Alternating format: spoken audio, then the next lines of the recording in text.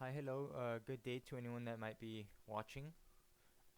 Today, I want to talk about affirmative action and the ethnics of cinema, specifically about this article by Matthew Jacobson. It's called "The Cinema of White Grievance: Roots to White Ethnic Revival in Post-Civil Rights America."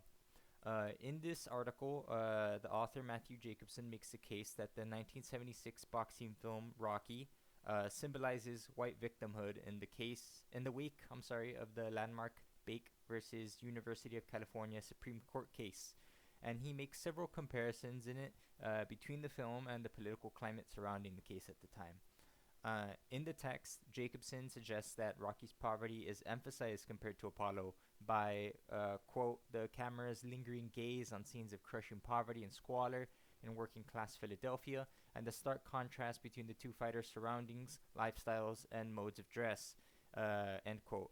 It's essentially making him look like a victim, while, as Jacobson also states later on, quote, uh, Creed is in a position to call all the shots when it comes to selecting his opponents and thus charts his career. End quote. So here, with these two quotes, Jacobson is calling this contrast an uncanny cinematic analog to the politics of black and white America at the time.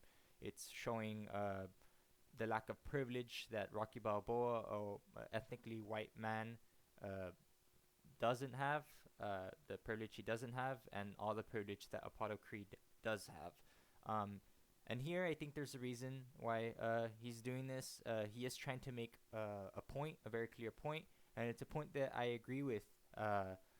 This point is elaborated on a little bit further with another quote.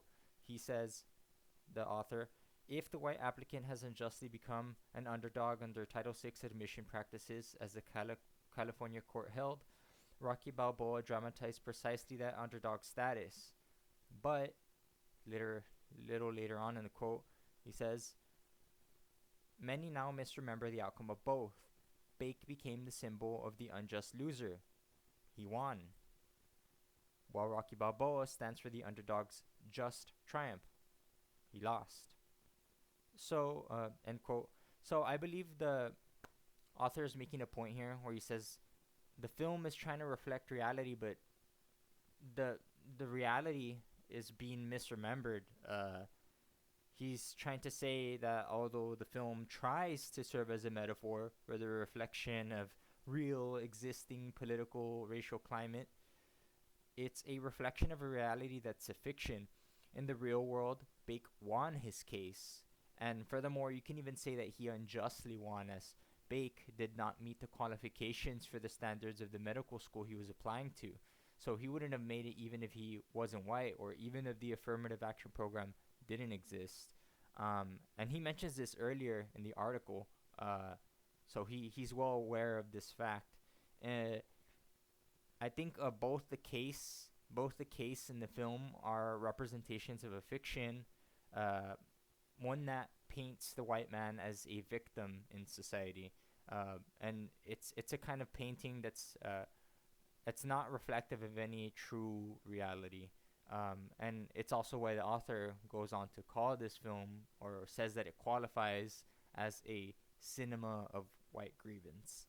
Um, but yeah, that would be my take from the article. That's all I have to say. And thank you to anyone that listened. I hope you have a good day.